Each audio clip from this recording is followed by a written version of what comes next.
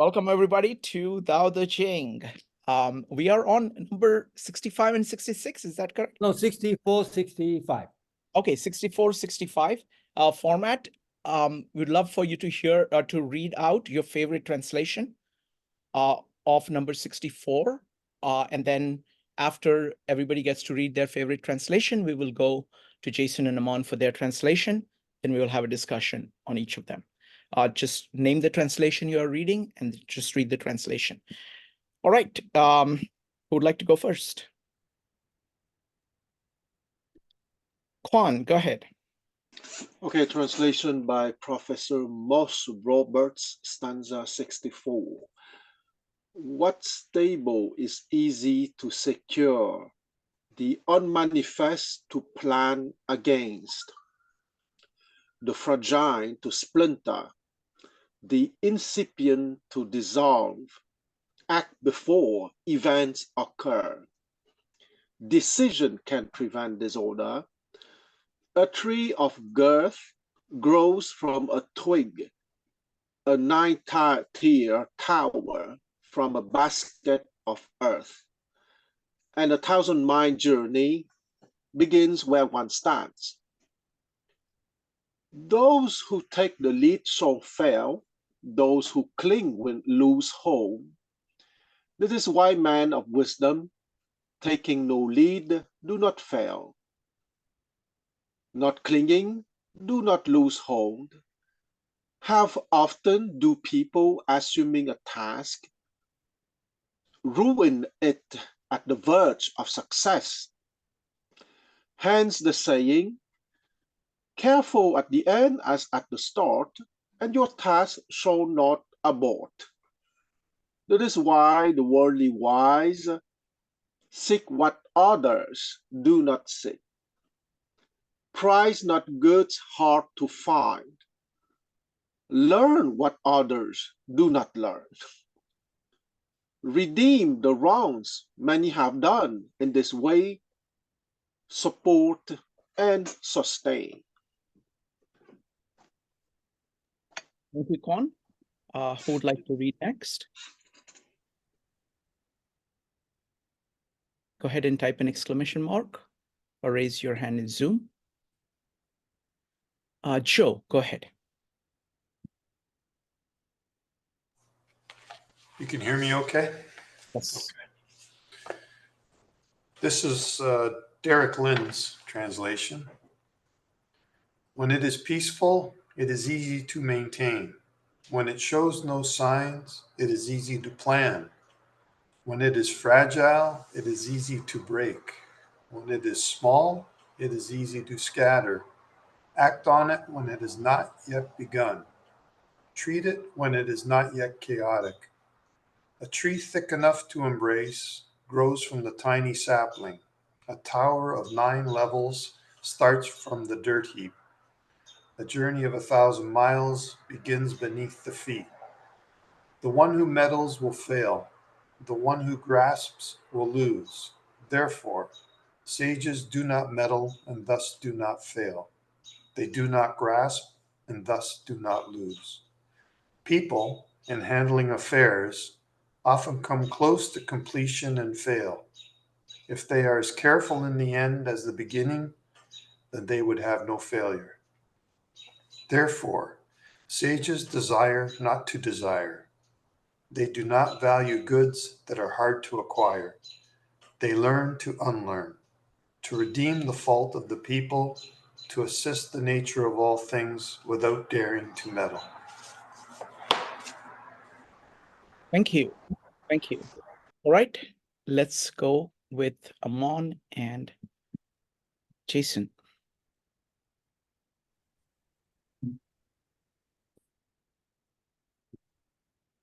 Hang on one sec. I'm going to read from my copy. There we go. Chapter 64. Assistance to things. It is easy to maintain when it is still stable. It is easy to plan when it still has no omen. It is easy to break when it is still brittle. It is easy to scatter when it is still tiny. Start to act when it has not yet begun. Start to fix when it has not yet become chaotic. A giant tree of full span girth grows from a tiny sprout. A tall terrace of 9 stories is built from a shovel of dirt. A long journey of 1,000 miles begins from a single footstep. Those who act forcefully will fail. Those who hold tightly will lose. For this reason, the sage acts by Wu Wei, so he never fails. He doesn't hold tightly, so he never loses. People, when handling affairs, often fail at the point of near completion. They should be as prudent at the end as at the beginning, so that they have no failures. For this reason, the sage wants what is not wanted, so he never values rare goods. He learns what is not learned, so he can restore what people have missed. To assist all things in their way, he dares not to act. All right, thank you, Amand. I have to believe this one is a little bit longer, but the message is quite clear, I think. Okay, so I separate this one to 3 parts. On the first part, the author give you some common sense, right? If you read the Chinese 1, 2, 3, 4, the first 4 all start with the same word, qi, qi, qi. Okay, that's it's difficult to translate, but I translate as it is. So you all start with the same tone, okay? So it's easy, okay? They all have this word, yi, yi, yi, yi. For last 2 weeks, we read by Kuang, talking about Yi Jing, the book of change. That's the same word. And then this Jason, could you enlarge the font? Several people are requesting that. Yeah, thank you. Okay, so I hope it's clear. Okay, so if you see this first 4, they have the qi, qi, qi. Okay, then I translate as it. And the yi, they all have this word yi. Okay, this word, if you were here for last 2 weeks, Kuang is talking about Yi Jing, the book of changes. That's the word. Okay, and but here doesn't mean change or unchange. It means easy. Okay, so the same word, okay, it means change, it means unchange. Since you can understand the change with unchange, so it's easy. Okay, let's take this logic. So that means this every talk about something very easy. When it's easy, when maintain it when it's stable. When there's no sign, okay, when it's planned before they have any sign. When it's still brittle, you can break it easily. When it's small, you can scatter just like a powder, right? So that's a common sense to everybody. So the lesson from this common sense is when things not small, when things just started, you start to react, that everything will be much easier. So one example is when you find out your kids' room is totally messed up, you ask the kids to clean up the room. Then you find out you need like 3 hours the whole day to clean the room. But if you maintain it, right, you never get messed up. So you don't have to spend time to clean your room. I think that's the lesson we learned. Second part is also a lot of example developed from common sense to life lesson, right? So you talk about a giant tree, you grow from the small sprout. You're always amazed by the oak tree, the oak tree. It grows from the small acorn, right? And it grow to a big tree. You see a tall building, okay, and you know, a couple of years ago, it just has nothing there. We just build up. Long journey, you like Amman travel for a long time, but every single step, right? It can't. It takes there. So that's the lesson. Okay, everything starts from small. I think that's the lesson, and then finally they say that the sage, the role model will act by 无为 non-action, so it never fail.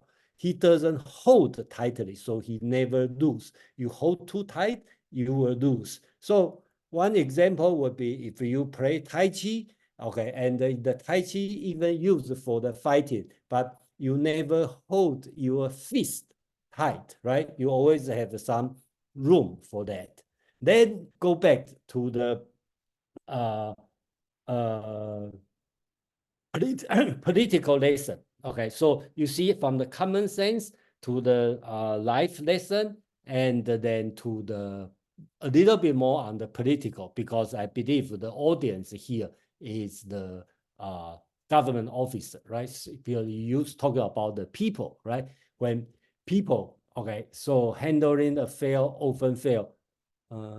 This one, and then sage want what is not wanted. Okay, so here is a little bit difficult to translate the Chinese word 欲不欲, right? 学不学. If you remember on the previous chapter, let me go to the previous chapter. We're talking about previous two chapter, right? Chapter 50, 62. Hey, which chapter? Just 1 minute. Here, chapter 63, right? 为无为，事无事，为无为, right? I translate as act non-action, interfere by non-interfering, taste the tasteless. Same tone, okay, here use is 欲不欲, desire not desire, or desire desireless. 学不学, learn not learning. So there's many ways to translate, but here, in order to make it make sense, I just translate as the sage would desire or want something nobody want. Okay, so he will never value the real goods. So there's no real goods, expensive goods in this world. And the sage will learn what people are not learning. Okay, that's one way to interrupt. So he can restore people's mistake, or you will make up what people missed. Okay, so that's the way. And let's go back to the title. This one is to assist all things in their own way. So by doing non-action. So I think this one can be even format as a point, but basics, it's kind of feel like an essay, right? The first part talking about some common sense, and then continue talking about the daily life lesson, and finally talking about political, okay, non-action. I think that's the this chapter is doing. So that's I have to say for now. And Aman, you have something to. Thank you, Jason. And Shirkant had to step out, so I'm now going to be moderating as well, which I apologize to everyone in advance. It gives me the opportunity and the leniency to speak all I want. First, I want to thank everybody here for showing up again. It's great seeing everybody, and all of our first timers, welcome. It's great to have people dropping in for the first time. For this chapter, chapter 64, this is probably, if not this chapter as a whole, then that single verse, the journey of 1,000 miles begins from a single step, is so well known as to be near hackneyed by people who rolled over. Even if they don't know the Tao Te Ching, they probably heard some iteration of that sentiment, because it really is sort of the pithy encapsulation of part, not the entire, but part of the message of this chapter, which is to do 4 things. How do you do that? And that is a constant question for anybody who's in a leadership position. If I am going to be effective and useful and helpful and assist an enterprise, an organization, a nation, a world, how am I going to do that? Well, you're going to do it 1 single step at a time. The other sort of version of that, you eat an elephant, one bite at a time. There are a couple of things, though, I want to draw some attention to because I find them fascinating. And I have carte blanche to do so. That vocal style or that word order, yi, wu, yi, or wei, wu, wei, that is something you see a lot in the Tao Te Ching. That is also a way to format a binary yes/no question in Chinese, verb, not verb. The shorthand version of that is to just put, for our Chinese speakers, they know this, but to put ma at the end of a sentence. That gives the same sentiment of yes, no. The question, is this so, yes or no? So when you have that sort of verb, negation verb, it can be a way of formulating a question. Here, I agree, Jason, these are not questions, that's very obvious, but it's interesting that Lao Tzu would choose that sort of binary, that binary dichotomy as a means of expressing his ideas here, because it literally implores the reader to call into question what they are reading. So, having said that, tree from a single sprout, easy. There's a sentiment here that it goes beyond doing things one small step at a time. There's also a sentiment that is the antithesis of don't sweat the small stuff. Lao Tzu is telling his reader, sweat only the small stuff, because that's where you initiate, you spark, you start to spearhead any significant change, is in those devilish details that you usually pay attention to at the beginning. But if you fail to pay attention to them as something ends as well, and don't continue to see, all right, we're nearly there, but I still gotta check the punctuation, I still gotta check the spacing, I gotta make sure I gotta do the refinement again and again and again in those tiny little details. How is that acting without acting? How is that acting with Wu Wei? That is a serious question. And Jason summed it up great. If you have to clean your room for the first time in 10 years, you're going to need to set aside a week. If you sweat those small things just a little bit every time, all the way through a process, then it becomes not a stressful action. My personal example, my keys go in the same spot in my house at the end of every day, because losing your keys is a big calamity and hassle.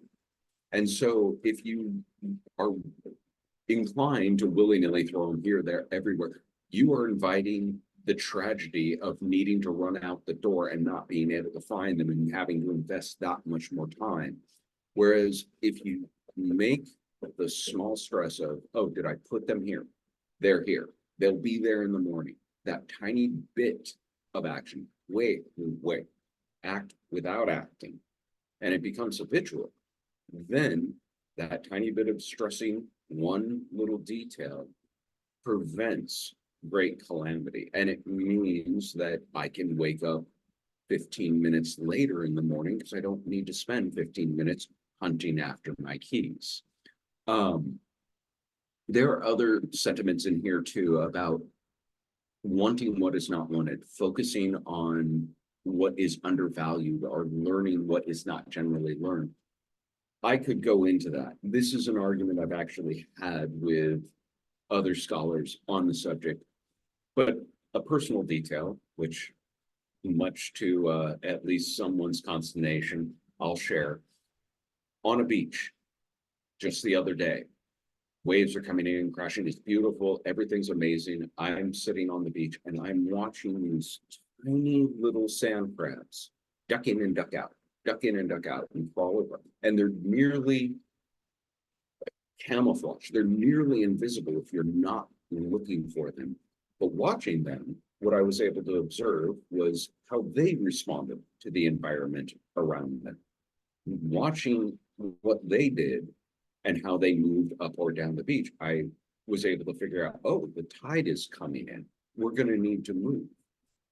Paying attention to what is neglected, because everyone else is watching, you know, the sun, the surf, everything beautiful. They're not watching the tiny little crabs dashing on the beach.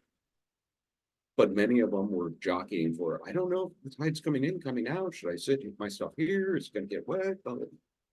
That little bit of observation led me to go, oh, I need to move up the beach because they're moving up the beach to avoid the tide coming in.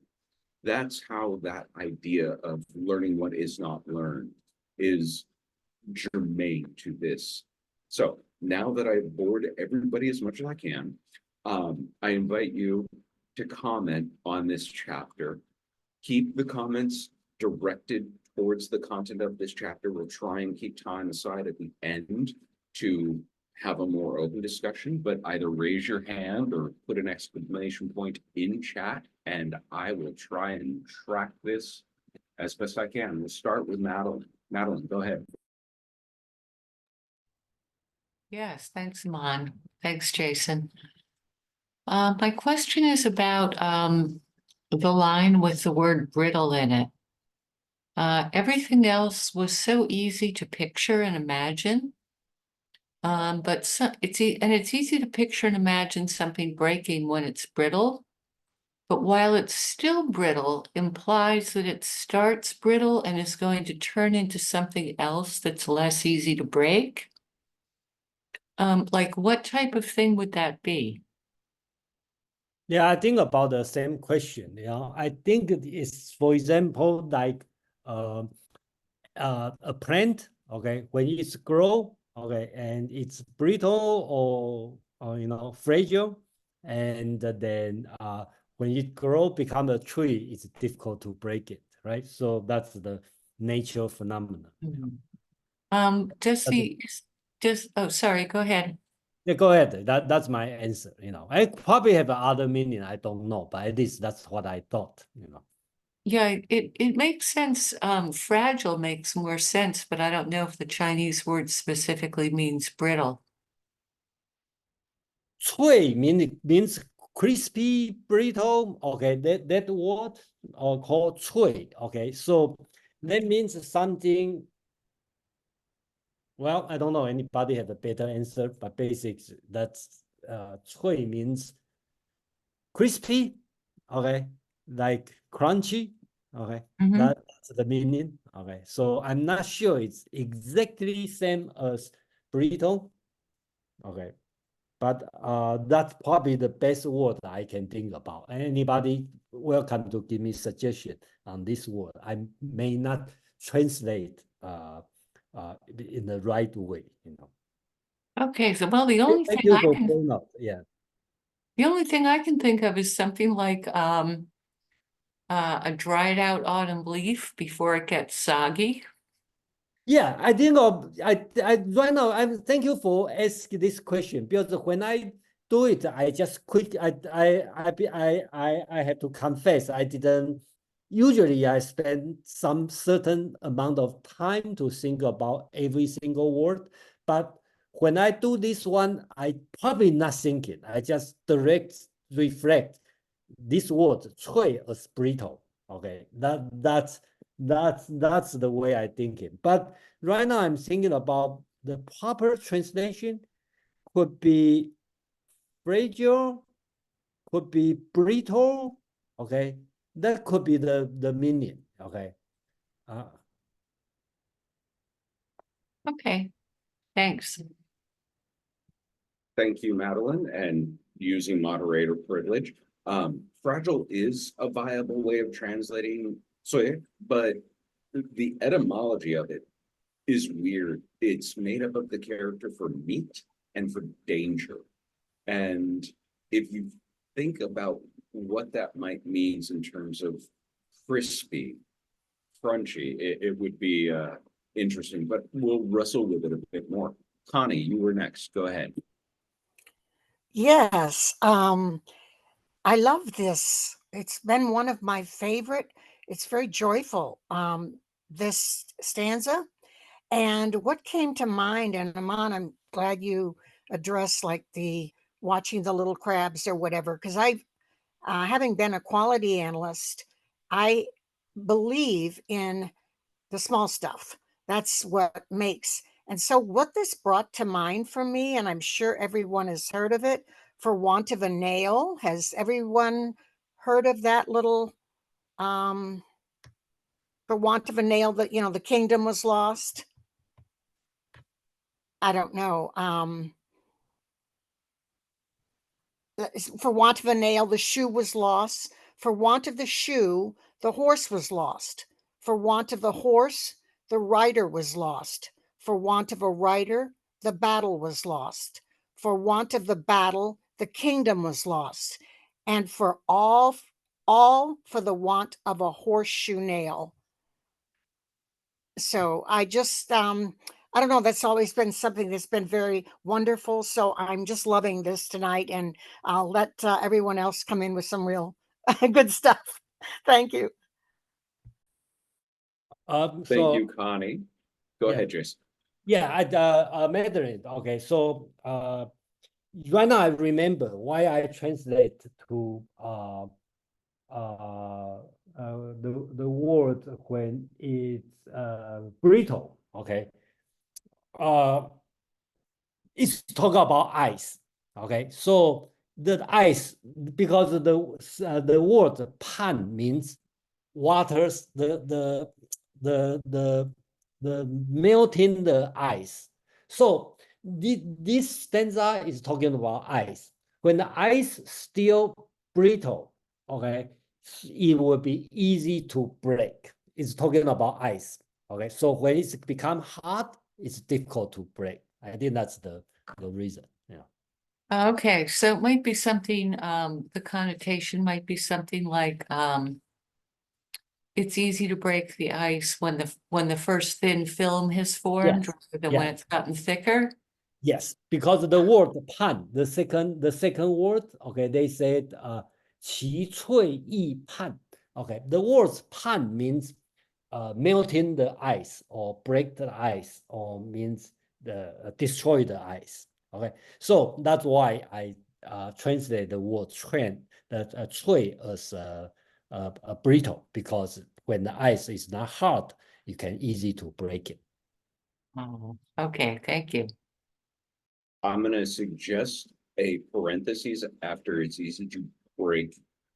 You could put through ice, or we could add through ice, and that might clarify it just a bit, and it would capture the meaning of pump, which I'm glad you brought this up because I didn't catch that.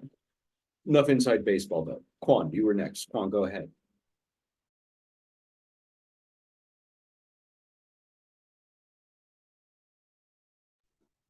Sorry, I had a problem with deactivating my micro. Okay. I would like to go back to the word brittle, and I would like to remind another image that we came across, meaning that to govern is like cooking a small fish. Okay, so the small fish can break very easily, and here the image of the eyes that is on the verge of being very thin, that can break easily. I would say that it evoke the need to be very aware, if you want. Okay, once again, we go back to that awareness that we have to be center open. So, I read the four first lines of the stanza. What's stable, it's easy to secure. The unmanifest to plan against. The fragile to splinter. The incipient to dissolve. So, acts before events occur. And I would like to read a stuff from the Guanzi, meaning another book by a prime minister of a Duke of Qi. Those who possess the way are able to prepare for trouble before it has begun to take form.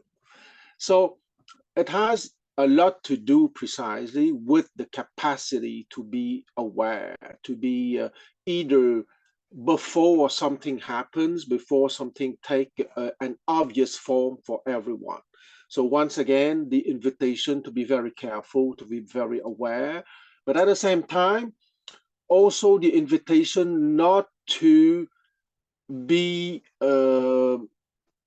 overwhelmed by common desires. Okay, and I want to read another quote from Han Feizi, who make a comment on that stanza precisely, and it's about the other big message for me. So the first big message is again awareness, as I would say that is the thread of the Tao Te Ching, and the other message from this stanza, I would say, is a little bit summarized by the quote that I would read from Han Feizi.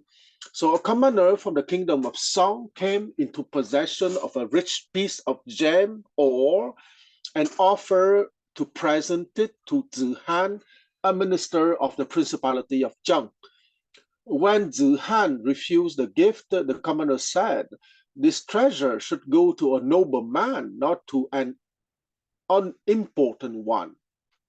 Zihan replied, "Your treasure, the treasure. I treasure not accepting your stone." So he did not use the word gem, but stone. So thus the commoner valued the stone, but Zihan valued not desiring the stone. So seek what others do not seek, prize not good, hard to find. So once again, it's another dimension of awareness in the sense that there's no, it's an invitation not to be overwhelmed by desires, which after all have been put in our minds by others. I stop here. Thank you, Kwon. Go ahead, Uh, Jason. Yeah, thank you, Kwang, for this message because that's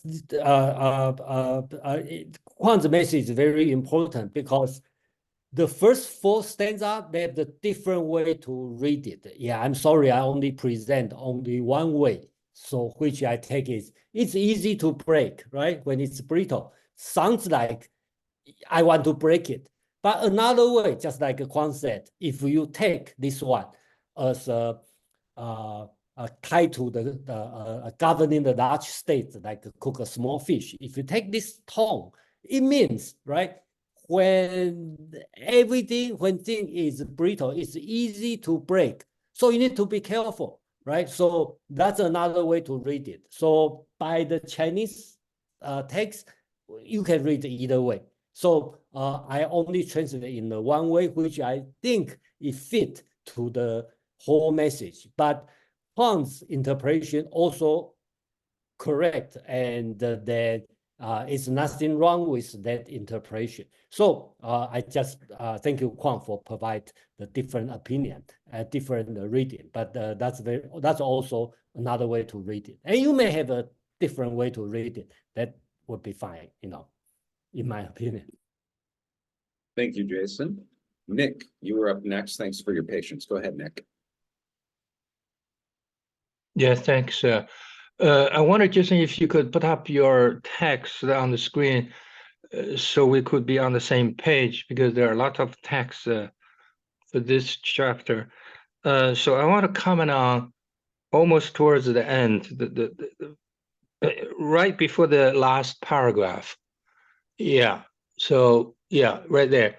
So so obviously, as Aman highlighted, the popular culture have taken this this message, a long journey of 1,000 miles, and all the messages on importance of the beginning. But I want to highlight another sentence. For this reader, where is it? Yeah, I'm sorry. It's the next paragraph. Yeah, it's the next paragraph. There we go. Okay. Yeah, right there. They should be as prudent at the end as the beginning. Okay, so this is the emphasis on the end. Yeah. I mean, there are more texts talking about the beginning. You got to deal with the beginning because it's easier to do all that. But this is the this is the sentence. They should be as prudent at the end as the beginning. And this message is important in the sense it highlights a philosophical underpinning of the Tao Te Ching, that the end is the same as the beginning and beginning is the same as the end. And obviously in the popular culture, Chinese have codified this importance of the end in their ceremonial worship of the ancestor, right? Part of the reason for the worship of the ancestor is the the emphasis on the importance of the end, and by taking that up very seriously, we can live a life with a good beginning and the middle, etc. So I just want to highlight that. Thank you very much, Nick. And by highlighting that, you also drew my attention to the repute that makes of so much of the art of war. Since we've been working with these three texts, I see the discourse that happens between them. So much of the art of war is about the plan, about stratagem, about proper preparation.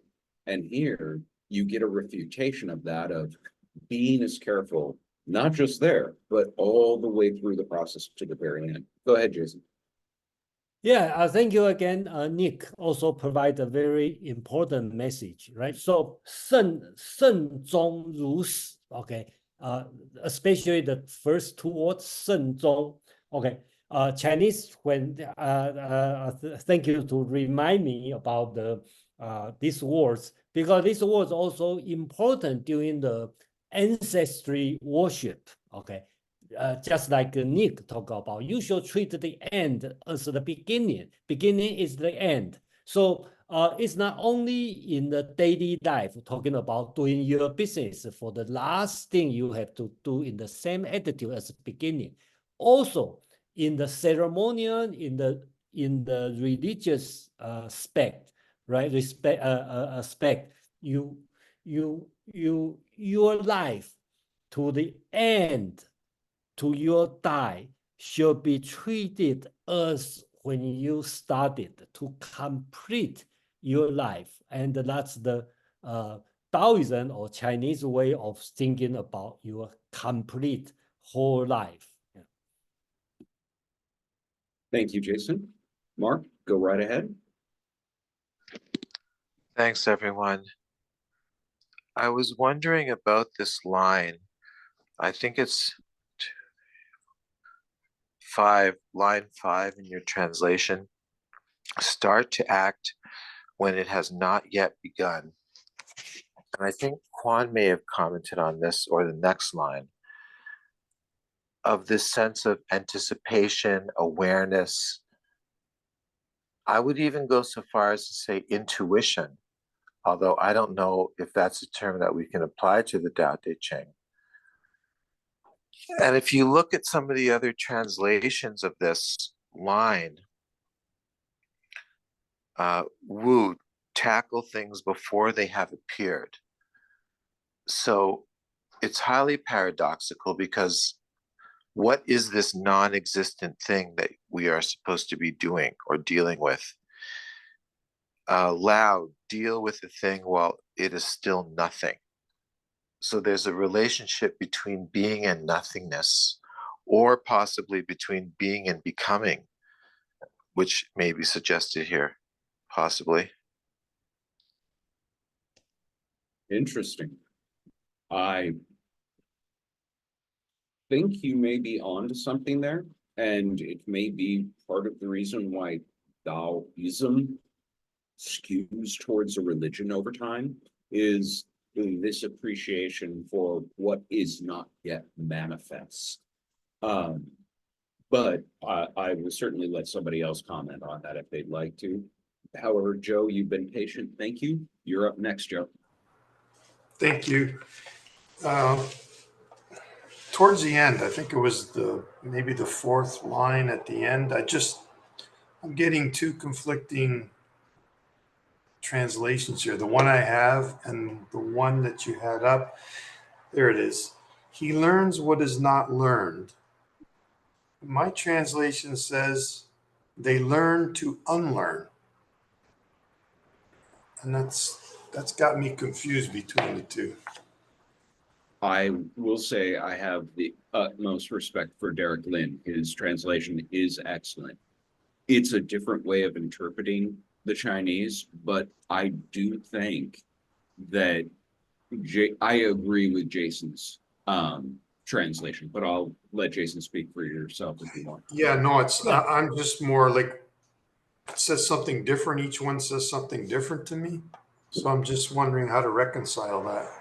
I would like put it this way. Okay, I think about translate as learn to unlearn.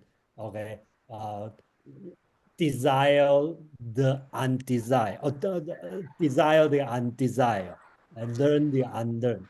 Okay, because that's interesting. Because I do feel personally, I do feel learning to unlearn is the one of the biggest job we need to practice. Okay. But unfortunately, I have to make sure the whole sentence logically makes sense. So let's look at the text here. If I do, let's use this one as an example, right? He learned what is not learned, so he can restore what people have missed. If I change to he learned to unlearn, how am I going to match with the rest of the context? That's the reason I don't choose, okay, learn to unlearn. Because learn to unlearn is more on personal lesson.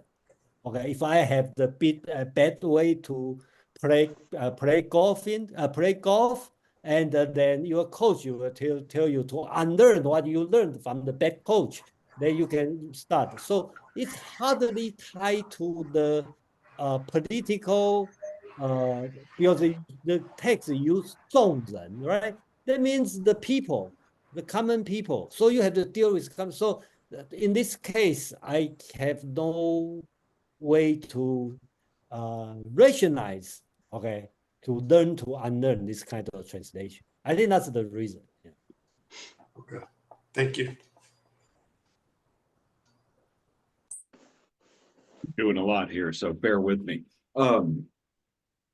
Mark, I'll adjust your question in the chat very shortly because etymology is going to take second place. But Quan, I want you to go ahead and have your say.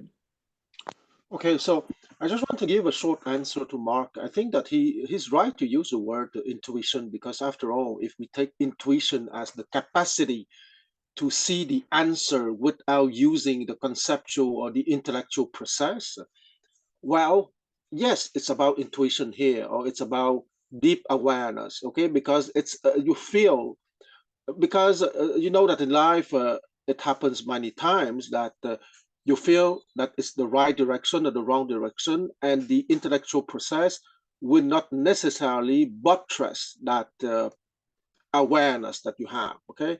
And intuition is perfect here, because I want to come back to the notion of Wu Ji, Sheng You Ji, and You Ji, Sheng Tai Ji. It can be understood cosmologically, but it can outside in nature, but it can also be understood cosmologically in terms of the reality of the mind. There are certain stuff who did not take forms, meaning which are not expressed in words and in concept, but still you have a clear apperception, okay, not perception, apperception of what is happening, okay? So I use that fancy word to say that it doesn't go through the sense perception, the intellect, and the social sophistication. I stop here. Thank you, Quan. Nick, go ahead. Yeah, thanks. Just want to comment on Joe's question about unlearn. So this is one of the feature of Chinese language, which is not precise, and but the tradition has it. It has survived thousands of years. And the question is, how do we understand it? So I guess what I get from this is that number one, you should learn the Tao. Okay, that's very clear, learn. But because Tao is difficult to learn, so most people don't learn it. So that's why it's not learned out there. So that's one layer of interpretation. The other is that, what if you already learned stuff in your head that's not Tao? Well, then you need to unlearn it. So either it's out there somehow, not already being acquired, or the junk stuff you acquired inside your head that has nothing to do with Tao, then clean it out. So both interpretations will be consistent with these three Chinese characters. And that is the linguistically Chinese compose or Chinese characters are put together to have meanings which are not precise, but it's poetic. It's arouse imagination. So I would interpret it that way. Yeah. Thank you, Nick. You kind of took the words right out of my mouth. I'm going to take one last stab at this, and then I'm going to encourage us to move on unless anybody has anything pressing. That sort of paradox to unlearn, but to also learn what is not learned. I'll go back to my beach and back to those crabs. That was an instance. If I took that as gospel, that every time I go to a beach, I should always do this because it's all, then I've lost the way it actually is. I have tried to take the way it was once and superimpose that into something.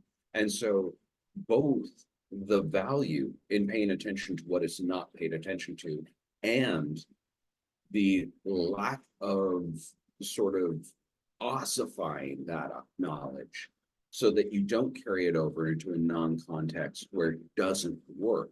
Both are encapsulated in this. And as my seafood loves to say, Chinese like to take a lot of meaning and pack it into an itty bitty package. That's why even one word can have so many ways of interpreting it. And I hope that, I don't know if clarifies, but helps unconundrum this a little for you. There will be multiple translators who will tackle this in multiple ways, but Derek Lin is not just being an interpreter. He is actually an excellent translator, and this is just another sort of iteration of how to translate that sentiment into an English verse. If anyone else has anything, to put up an exclamation point or a hand, and if not, oh, Madeline, go ahead. Yes, thanks. One last thing, which was near the end, if you can pull it up on the screen again.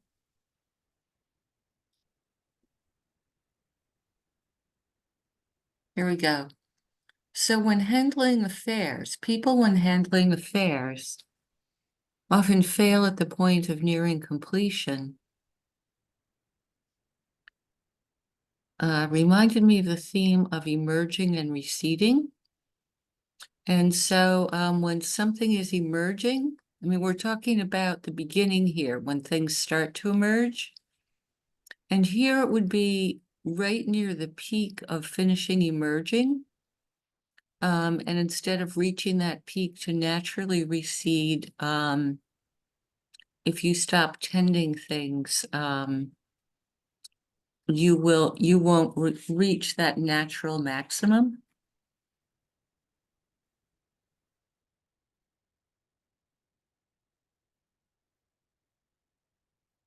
I don't have an answer for that. Does anybody else?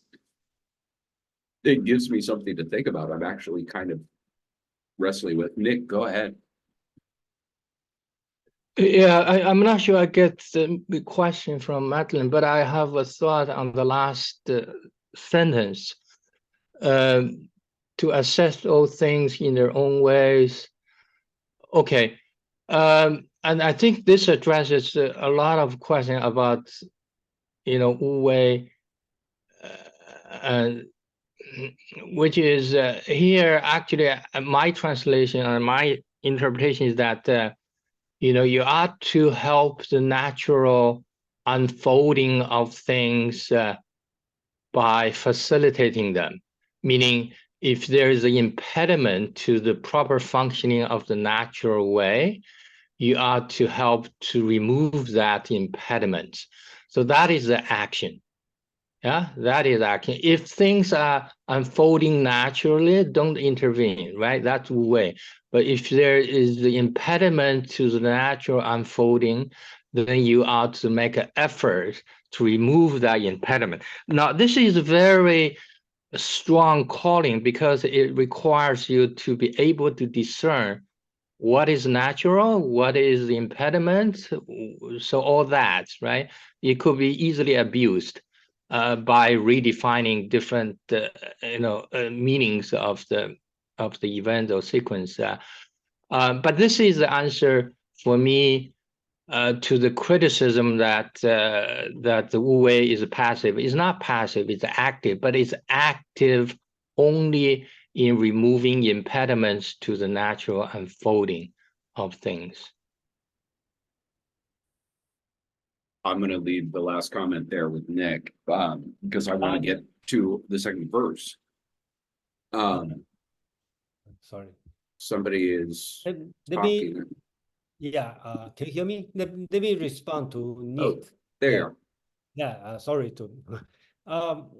Nick, I think your statement is I like to focus the last word, 而不敢为. Okay, so to assist all things in their own way, he dare not to act. You seems, Nick, you seems focus on the assistant all things. Okay. And I'm different. I focus on the last part. He dare not to act.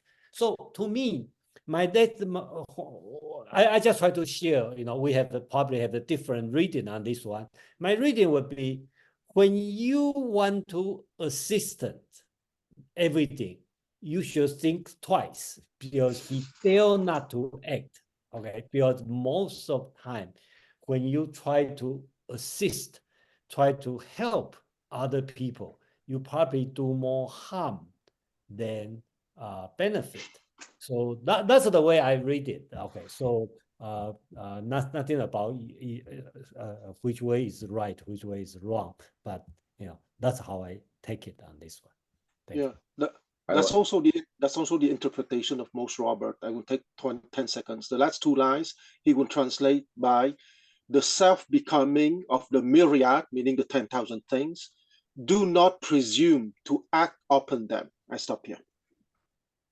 I agree with both of these, and actually, I don't think they're as irreconcilable as may seem at first blush. It's a question of focus and a question of timing. But let's move on to chapter 65 so we get it in as well today. If you would like to read a version of chapter 65, please type an exclamation point or put your hand up. Juan, you've got first on the draw. Go ahead.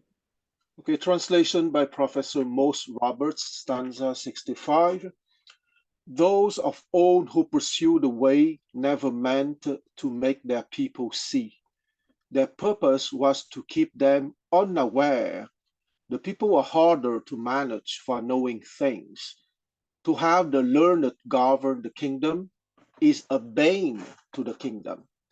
Not to have them is a boon to the kingdom. Know always that this double dictum defines a guide to judgment, which then firmly fixed in mind may be called sublime virtue. Such virtue, deep and reaching for, is counter motion like all things, achieves congruence with the way.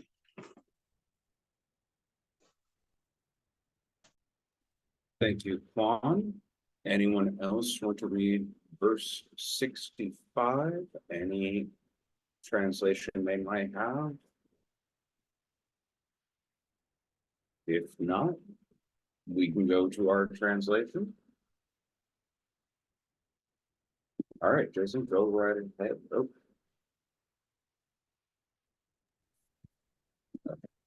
something just popped up. Sorry about that. If you want to put up the translation, I will read it from my version. Okay, 65, yes. 65. Mystical duh. In ancient times, those who were good at Tao didn't try to make the people enlightened. They tried to keep them ignorant, plain, simple. Having many knowledgeable people makes a state difficult to govern. Therefore, the ruler who governs the state with knowledge is like the thief of the state. The ruler who governs the state without knowledge is a blessing of the state. To know these two is to also know the criterion of ruler. Knowing the criterion as common, it is called mystical duh. Mystical duh is deep and far-reaching. It returns with things and reaches its great natural course. Yeah, thank you, Amam. I think this one talking about political, and then it could be very controversial, but I try my best to be honest with the text. So basic, I think the message is quite clear. Okay, Lao Tzu or anyone who wrote this chapter want the people, okay, talk about those who were good at Tao didn't try to let people enlightened, okay, or Ming, Chinese word, 非以明民 enlightened people, or in the Professor Rogers' translation is make it blind, see, right? Make it blind. So that means don't want people be ignorant. So another way to interpret, make people plain and simple. Okay, that would be easy to govern. So in this way, the ideal situation would be also talk about the ruler, okay, who govern the state with knowledge is like the chief of the state. The ruler govern without knowledge is the blessing of the state. So in this way, the author wants the people has no knowledge. The ruler also has no knowledge. Then that would become peaceful, and that would be the solution. And finally, you use the word 大顺, okay? So I think some translation called the harmony. I disagree, call it harmony, but the Kwang read as I think the congruent with the Tao, the way. I think that's a good translation. And here I translate as reaches the great nature course. Okay, that means 大顺. That means everything goes smoothly. So that's the message of this one about political. A little bit of my thinking I just like to share is I kind of think this one, and then I do some little comparison. So if you can see, I draw a chart. Okay, please don't take this one as a political essay or political theory. Basically, I just use this one to understand what's the ideal situation in different philosophy, right? So we talk about we have a government or ruler, and deal with people.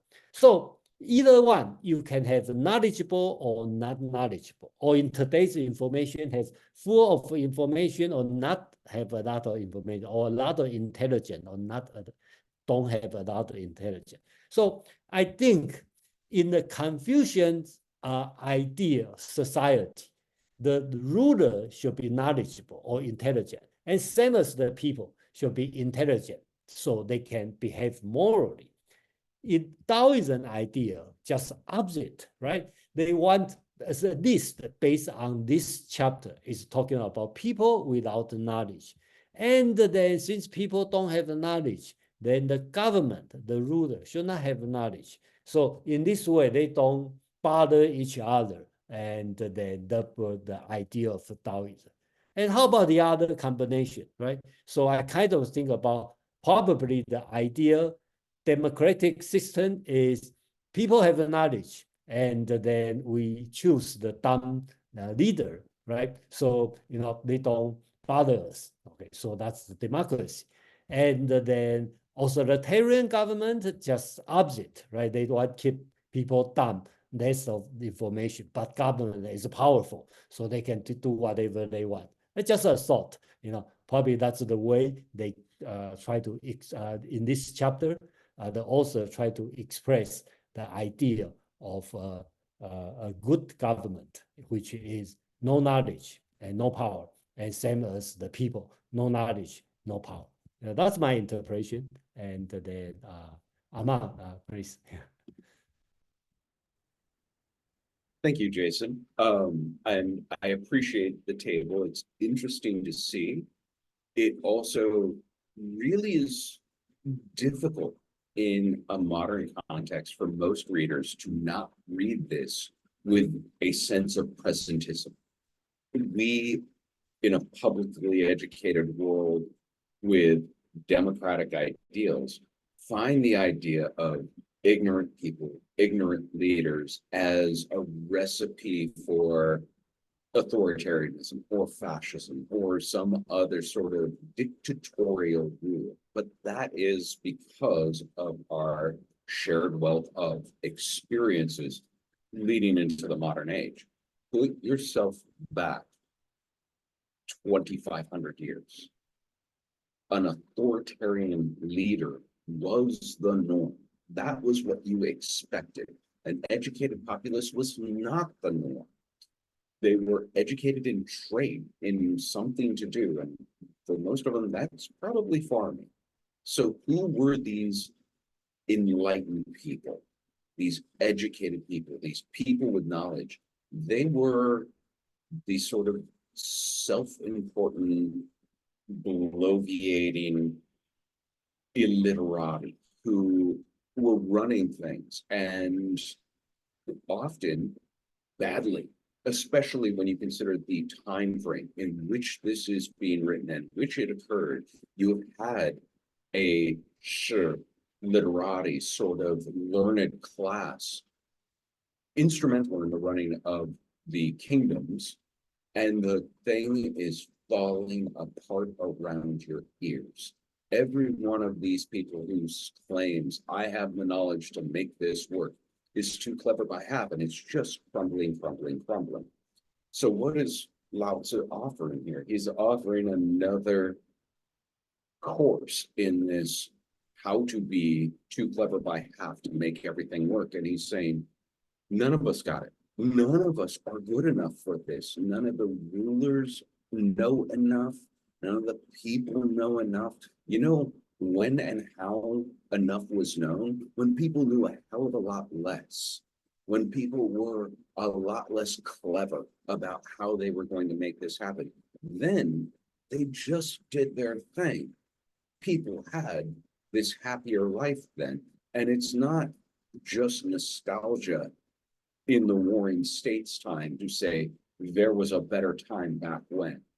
There was a better time back when. You entering the beginnings of 200 years of what we in the modern world would call civil war, what they would just call a war of all against all. And it was perdition everywhere.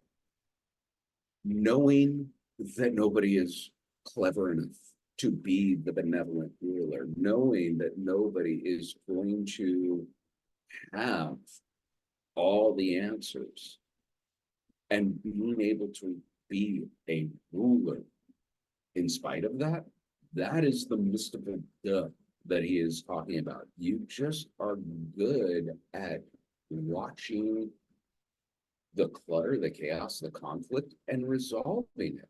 Smoothing it, not like Solomon cutting the baby in half. You are just telling people, hey, why don't you plant on this field over here? And why don't you plant on this field? And, then you guys don't have to worry about it. And you're not going to get, you're settling those small problems that were talked about in the previous chapter. Not through a great deal of knowledge, not through a great deal of cleverness, but just by feeling out what is right for this situation, what is being overlooked, what's neglected, what goes with the flow. In its time and place, this is not a recipe for dictators. It's not a recipe for authoritarian or totalitarian rule. It would become this. And I'm going to beat Quan to the punch on this because I know you're going to point out this is the exact chapter that Nazi Germany loved. They felt that this justified a lot of their actions. That was not the sentiment or idea Lao Tzu was espousing or putting forward. But this is also why the learning the Tao is hard, because it's very easy and often very tempting to get Machiavellian with it and abuse that knowledge. I'll turn it over to everyone else now, and I'll try and say as little as possible, lest I'm asked. So if you have a comment, go ahead and raise your hand or put an exclamation point in the chat.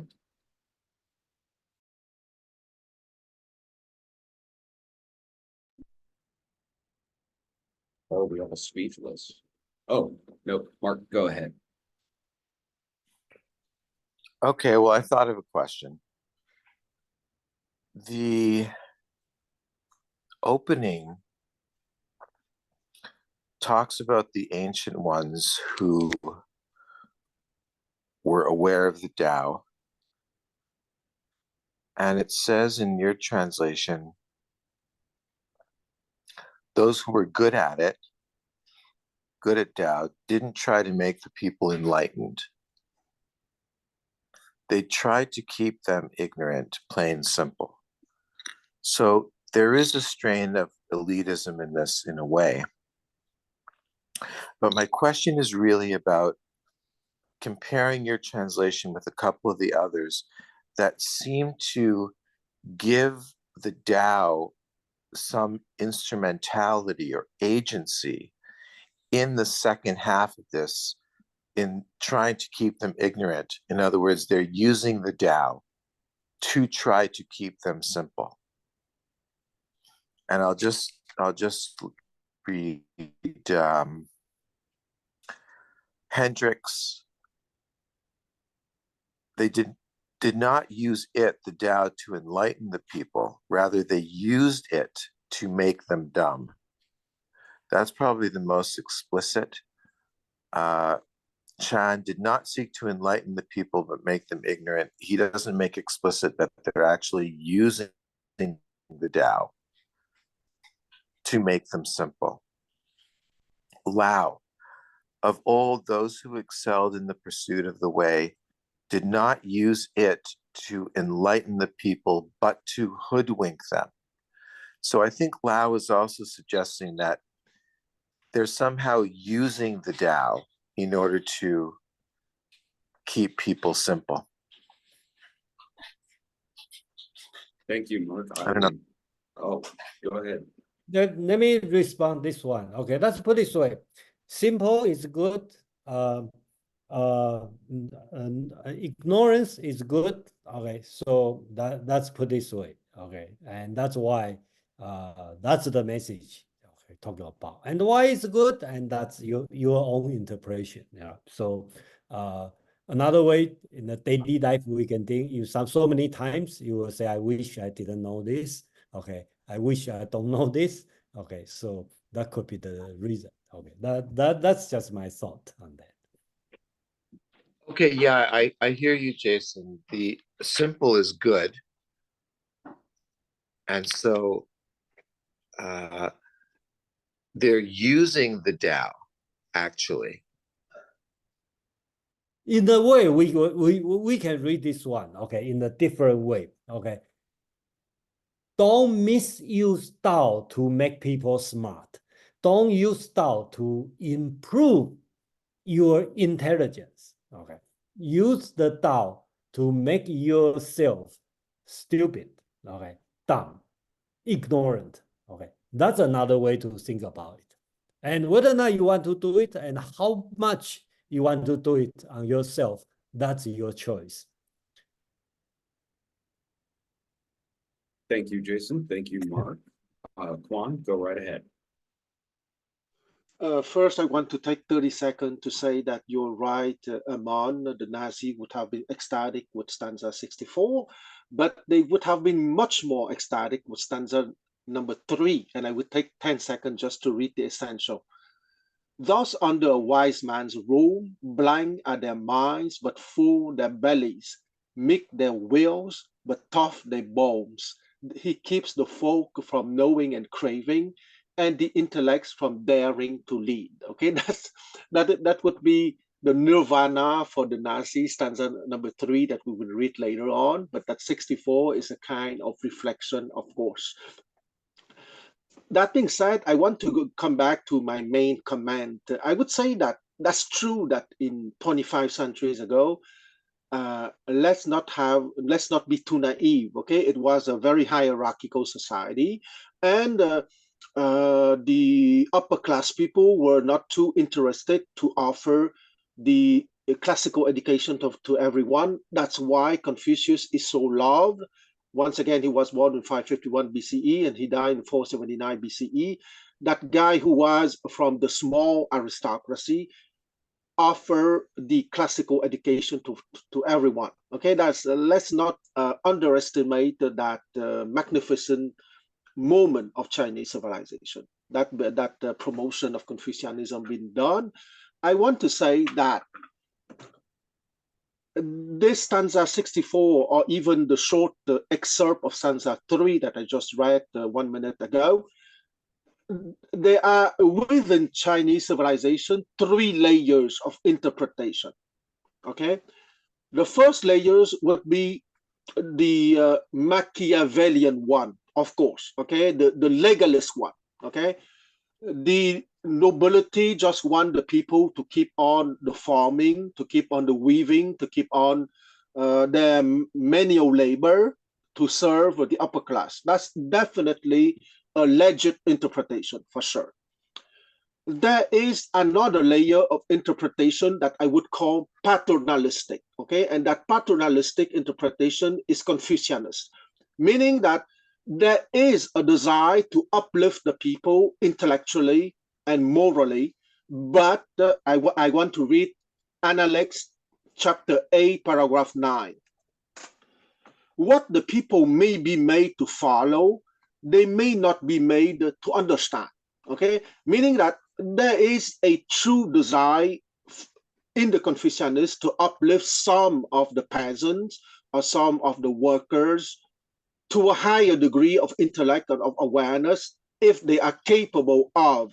But at the same time, there is a paternalistic attitude saying, oh, it's normal, okay? After all, they are peasants. We might find some brilliant ones among them, and because we are generous, we will offer the classical education to those brilliant ones, but don't expect all the peasants to be brilliant. Okay, so you have to organize them, and what the people may be made to follow, they may be not made to understand. Okay, that's the paternalistic attitude.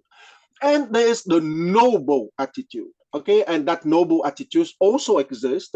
And I think that the noble attitude is what Jason explained, in the sense that simplicity is not stupidity, okay? It's not dumbness, okay? Simplicity here at the third layer of interpretation means that you are no more a victim of the spinning of the intellect, of the wording, of the conceptualization, of the imaging, of the organizing faculties of the mind, okay? That you have a meta representation of that mind because precisely you are centered on infinite awareness. So that noble interpretation has been a living experience for many Chinese throughout the centuries within the living experience of the Chinese civilization, okay? So I just want to repeat the 3 layers. According to me, the Machiavellian layer using the Tao Te Ching as a tool of power, the little bit more generous attitude that I call paternalistic coming from the Confucianists, that we will uplift some brilliant peasants to higher degree that what their birth might offer them, but we don't expect that most peasants would be brilliant. And the noble one, which is to offer a tool of adventure into infinite awareness, so that people would not victim of their mind, because after all, what is mind? Your mind has been stuffed by your society. If you have a meta representation of your mind, automatically you would not be victim of your society, because your mind has been made by your society. I stop here. Thank you, Quan. Paul, you were next. Thank you for your patience. Go ahead, Paul. Yeah, thanks everybody. Doing a great job moderating, Aman. Okay, so I'm wondering, first of all, and it relates to Kwan's points he's made present and past also about the hierarchies and the hierarchical nature. Is there a concept that's sort of above ruler, meaning I'm hearing in this the concept possibly of, even as Kwan has said, I think the real educated intelligentsia weren't considered the sages. So what I'm getting at is you can't expect rulers to be sages at that level. And it's really going along with the Tao to say that, meaning you'd be going against a current. It's just like, it's not natural. So I feel like there's this high level sort of pulling the strings going, yeah, this is the ultimate best society where the rulers are, they're not at that level, nor could they ever, we couldn't have so many, you need a lot of rulers to run a world, you know. This is sort of the high, almost true enlightened sage statement of how the whole structure has to be because it's possible, not because it's best. That's an interpretation that comes into my mind, and I would like thoughts on it. Let me, Jason, go ahead. Paul, thank you for talking about this. That's I recently I also discovered, okay, one thing special in Taoism, okay, that in this text, okay, I'm not, I should not say Taoism, in the Tao Te Ching, this text. This text is very, very different than the rest around the world, okay, because unlike Analect, they have at least they have the Confucius say something. They have the student ask a question, right? Okay, or you go back to Plato, okay, it's lengthy dialogue. You talk about the situation, this guy talk to this guy, and they all have a background, okay? Even in other texts, 庄子, okay, they're full of a story, okay? Even you know that's not true story. Talk about big birds, big fish, you know, the turtle will talk, you know that's not true, but they have some background. On the legalism argument, essay, right? They write an essay, right? They have the opening, they make a point, they make the argument, okay? And then Mencius, okay, also have an argument, debate. They all have this one, but this one has nothing. It sounds like they drop out the words, just like you said. They have a hierarchy, and the author, we don't know who he is, but he just drop out the word, okay? Do this. Wu Wei, practice Wu Wei, and nothing can be nothing left undone. That's it. Okay. So it's a very authoritative statement. Okay. I think they have the purpose, the author has the purpose. Just drop out this one in this way. So forget about philosophical point. Talk about technique, sophist point of view. It's another way to convince people. Okay. I think that's the tone of this one. I'm not saying it's good or it's not good, but that's the special part of this text. Juan, I know you want to respond, but Madeline's had her hand up for a while. Can you keep it brief, or do you want her to go first? No, she can go first. Okay, Madeline, please go ahead. Quan, if you want to respond to Paul, you go ahead. I'll wait. Oh, no. You can go first, and after I will respond to Paul. There is no rush. No, I was going to set off in a different direction, so you go ahead. Okay, so Paul, I would like to say that you're perfectly right, okay, because I go back to my beloved hexagram on the 6 layers of the mind, because when I said that there is a Machiavellian interpretation, in that Machiavellian interpretation, the ruler would be at the line number 2, okay? It is the plutocratic man, okay? Let's not forget that what is the definition of justice by the plutocratic man? Justice is the advantage of the powerful. Okay, so if the powerful is bright enough, is clever enough, but I use the word clever in the low sense of clever, well, he's perfectly allowed to screw the people. And if he's bright enough to screw the people, well, if they're too dumb to believe him that his ancestors are assisting him, and they better not to lie to him because his ancestor will tell him that XYZ lied to him, and they believe him, well, just too bad for them if they're too dumb. That's the brutal plutocratic man, which is the Machiavellian interpretation of the stanza 64, like the stanza 63, which is a more brutal version of stanza 64. Okay, the interpretation which is beloved by the Nazis precisely. In the Confucian interpretation, meaning what I call the paternalistic interpretation, okay, most of them are dumb, but we might find some of them who are brilliant. We would be nice to them. We would offer them the aristocratic education so they can uplift themselves. But they would come to us, they would participate to our power, but we wouldn't give them stuff that they can uplift themselves, okay? In that interpretation, the ruler would be at line 4, okay? The man capable of understanding true justice, meaning that there's a true distribution of wealth and power. In the noble interpretation, the ruler would be at line 5, the aristocratic man, okay? The man capable of creativity, of playful exploration, of kindness, and of justice, of course. But to come back to your idea of the sage, in the noble interpretation, the sovereign is not at the top. The sovereign is only at the line 5. And if you remember the hexagram, the top line is number 6, okay? In the noble interpretation, the sovereign, even if he's quite advanced in terms of infinite awareness, he still take advice from the sage at line 6, okay? Which is 100% infinite awareness. And I would say that according to what I know of Chinese civilization and Chinese history, the 3 interpretations happen in reality at different moments of Chinese history.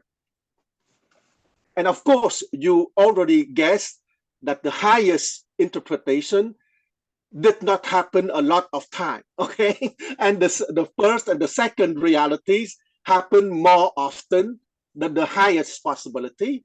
But you don't have to believe me, but the highest possibility happened more than once within Chinese civilization, even if it was not the most frequent occurrences. I stop here. Thank you, Quan. Madeline, thank you for your patience. Go right ahead. Yeah, sure.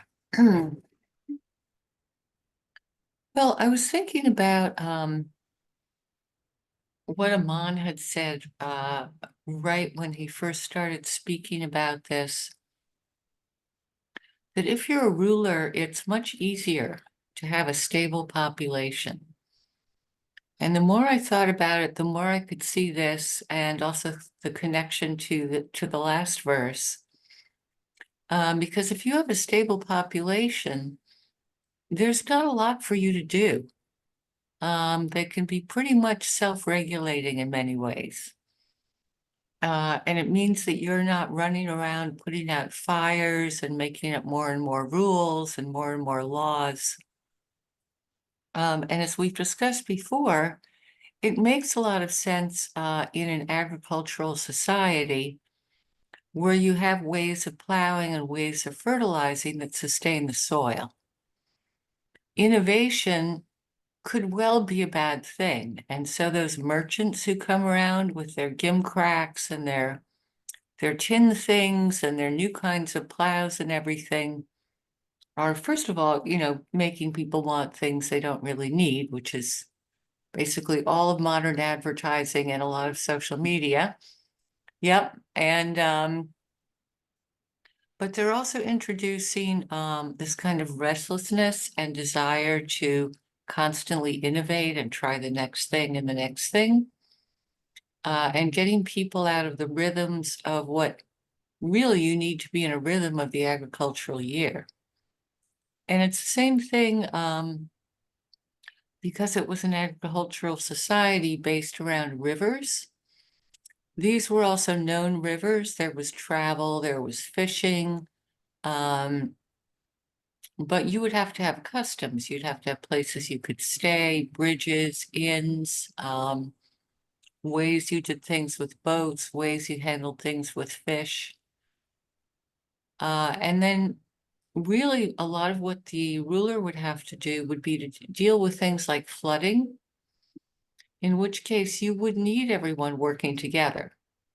Otherwise, you get a situation much like the world today, where everyone's hooked in on social media, and there's constant comparison, there's envy, there's novelty.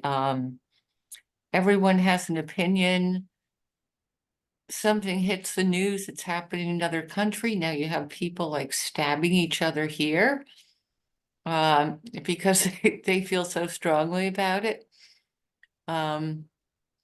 So I can see the advantage of a population that is kind of in the groove about how they do things and are finding satisfaction in daily life instead of rushing around. Thank you, Madeline. Nick, go right ahead.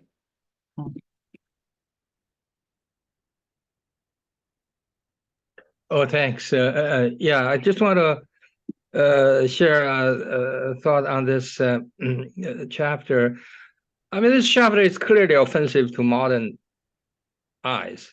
There's no doubt about it. So there's a lot of gloss over, okay, thinking 25 centuries ago, what would be the context.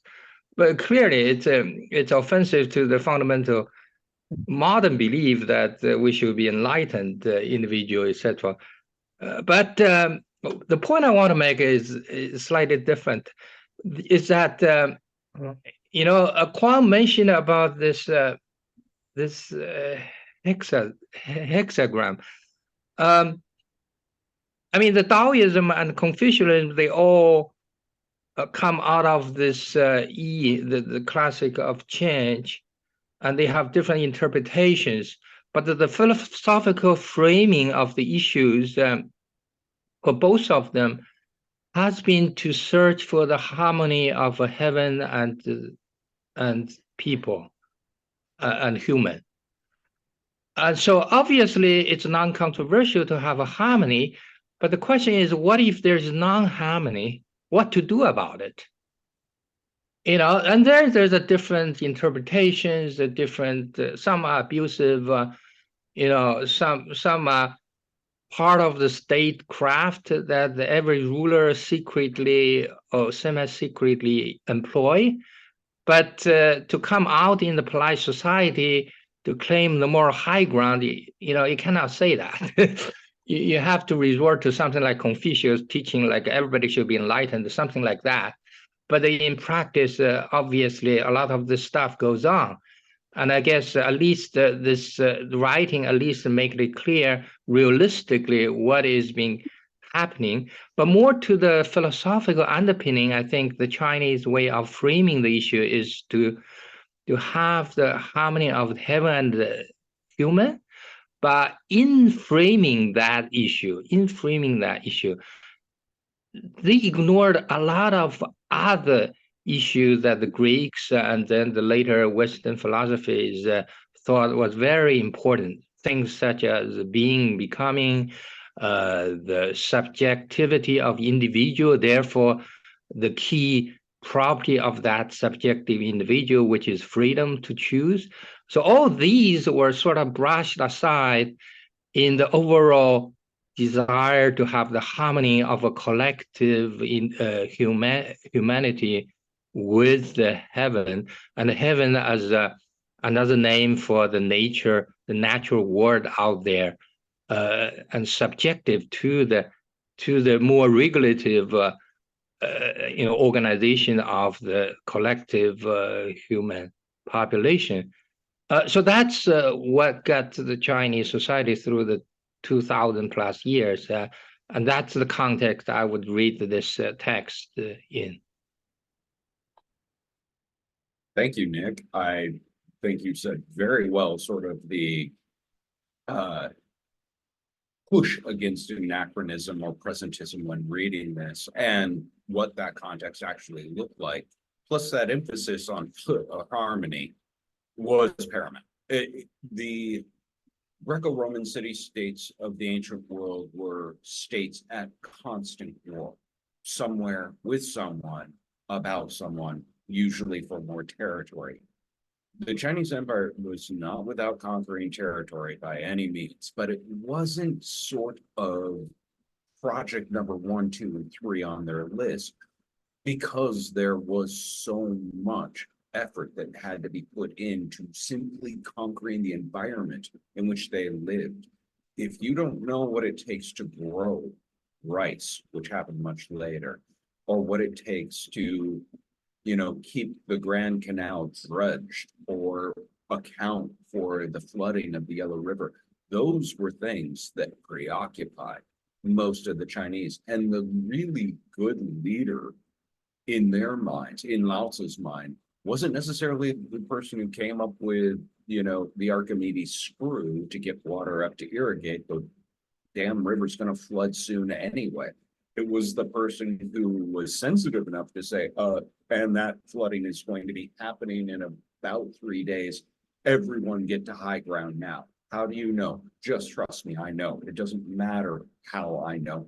I'm not teaching you the mystical understanding I have of watching the clouds hit the mountains and starting to rain and going, oh, and I've heard log jams fall. So yeah, the idea of what counted as when he's talking about knowledge here, he is talking about that literati, sure, educated class. Not that people would be without any knowledge. They just didn't bother learning all those things because it really didn't matter as much in their day-to-day existence. I always think of this chapter as the difference between the king on the throne versus the king at the front of the battle line. And although I know I said not constantly conquering, not constantly at war, there was a time you had rulers, emperors, Alexander the Great, who led from the front. And that wasn't because of their education. It's because they were intrinsically courageous, brave, some might say foolhardy people. There was no education that made them that way. They were that way. There was an environment that they were raised in that made them that way. And that made them a leader worthy of the respect that Lao Tzu would offer, because they were not trying to push their generals forward. They were not trying to build a standing army. They were out there doing it. I think the fact that Confucianism harkens to the Zhou dynasty as the apex of Chinese culture, and Lao Tzu went further back, go back to the Yellow Emperor, who was an emperor who did stuff.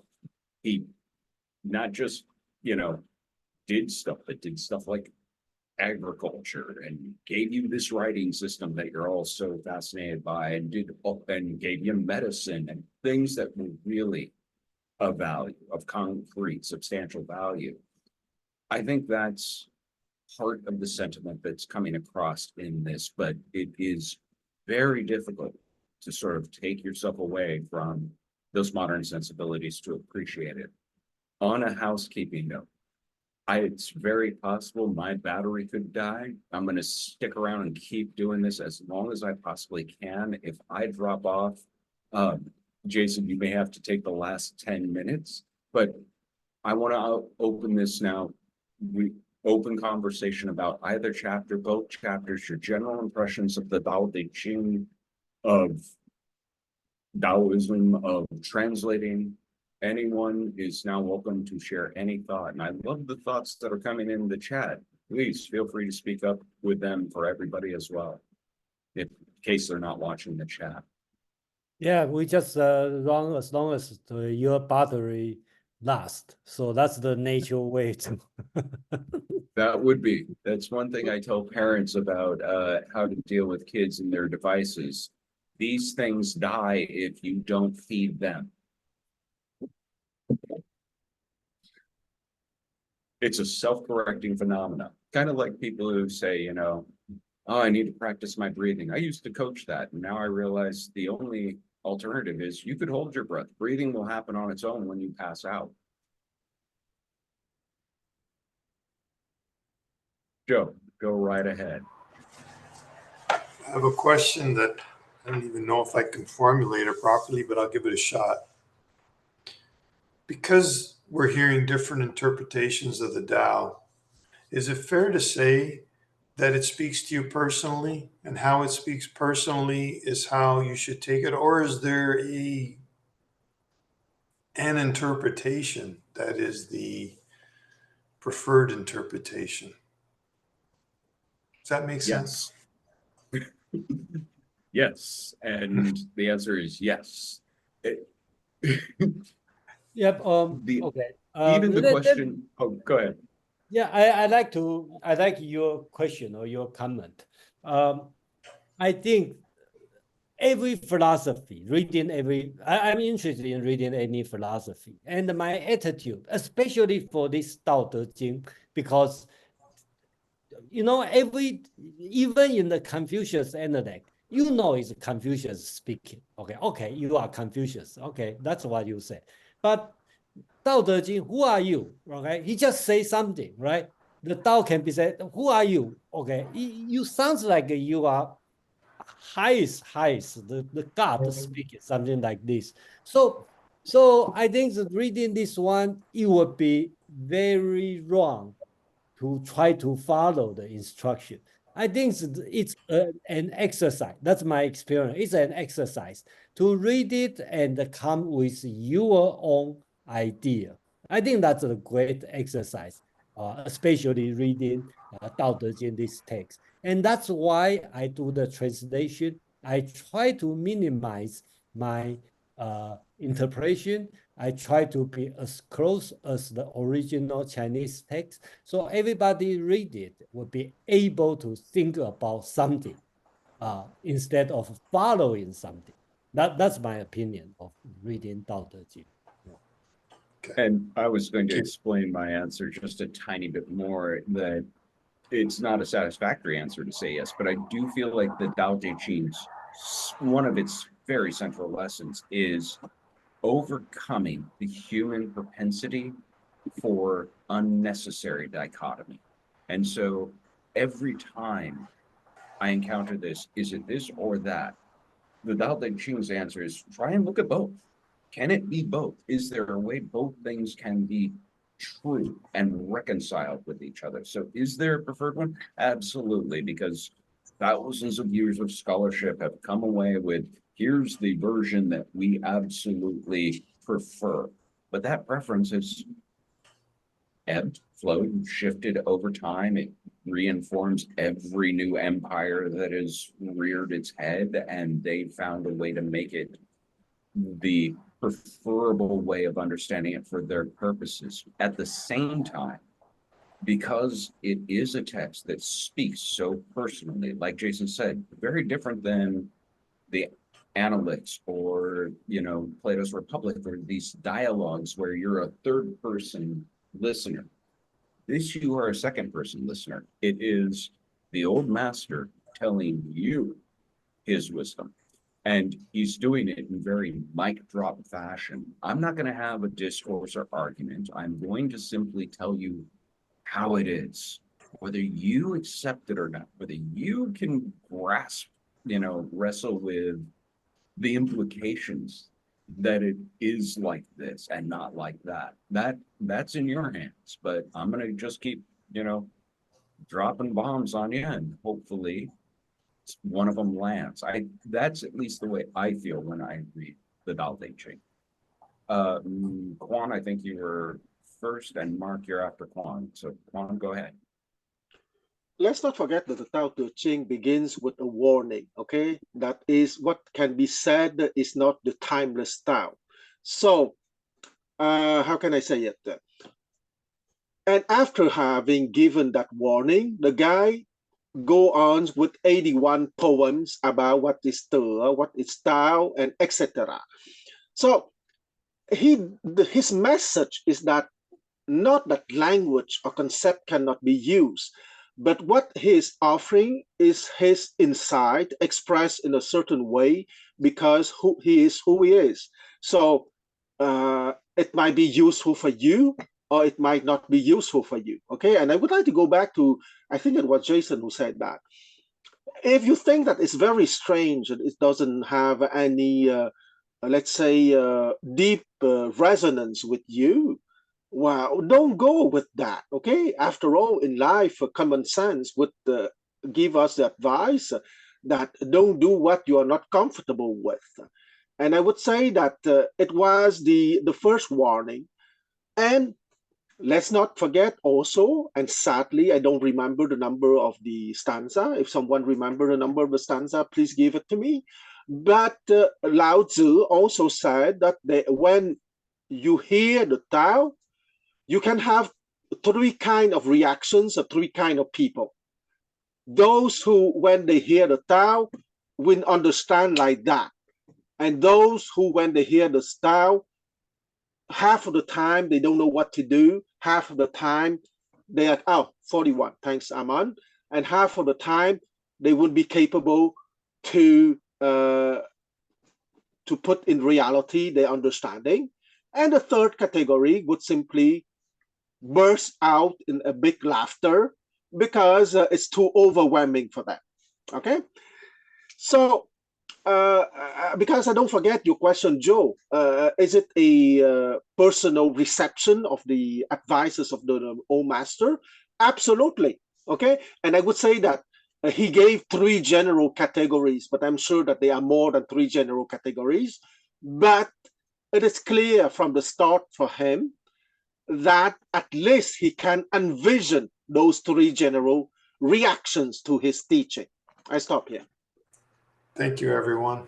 Appreciate that. Thank you, Quan.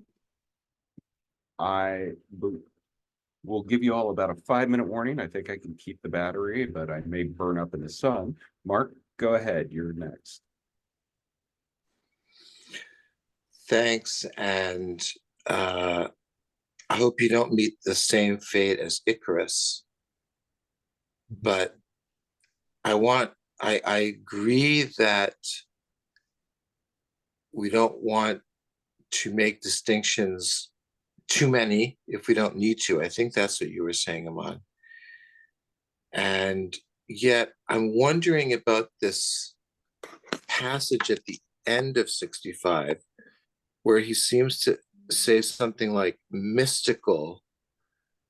I think you have mystical day, and we've heard so much about day, and how here it seems to refer to understanding the criterion, maybe being able to apply it. But why do we get this word mystical or secret in some translations? And what would the Chinese be for this? And why do we need this extra adjective to describe it? Is it So trying to be, well, last thing, is it trying to wrap in the trappings of mystery by using the word mystical? Okay, okay, mystical is the words I decide. The words is 玄. It's very difficult to translate. Okay, so I think the previous translation I used the words profound. Okay, and this time I decided to use mystical. None of them, neither one I'm satisfied, but let me go back to this word, 玄, that means a color, which is purple and become very, very deep purple, become black. So when you see a very dark black, you feel unknown, profound, mystical. I think that's the word, and that's what it meant. So you can take as an adjective and try to, if you read the Tao Te Ching as a literature, poetry, and you take it as a adjective to describe another layer, deep, of the, that's the way to it. Yeah.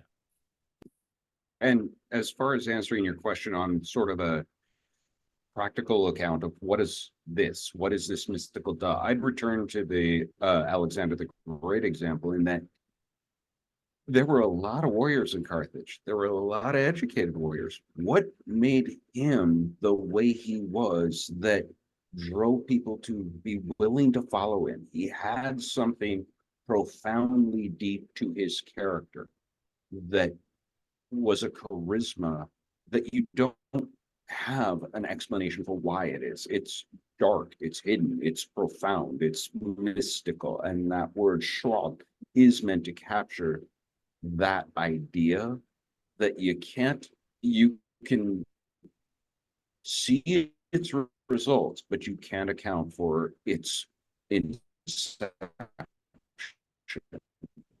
as it were. Jane, go ahead. Hi, thank Jane, you. Can are you hear me? there? Oh, there. Yes. You can hear me. Good. Okay. The first time I ever came across this verse, I immediately didn't like it. Because in the modern world, it doesn't sit right with me. Hearing, though, about what life was like way back when the Tao Te Ching was written makes me understand where they're coming from. And that led me on to thinking about our modern world, where we may not have the same problems, but the world certainly has many, many problems to weigh itself down on. And it reminded me of thinking about it from a peasant's point of view, because I'm just a common person. And that led me on to a short modern day poem, which I'd like to read to you. It's called The Peace of Wild Things, and it's written by Wendell Berry. When despair for the world grows in me, and I wake in the night at the least sound in fear of what my life and my children's lives may be, I go and lie down where the wood drake rests in his beauty on the water, and the great heron feeds. I come into the peace of wild things, who do not tax their lives with forethought of grief. I come into the presence of still water, and I feel above me the day-blind stars waiting with their light. For a time, I rest in the grace of the world, and I am free. Thank you. Thank you, Jane. That was beautiful. And I'm glad that we could, move the needle for you on this verse.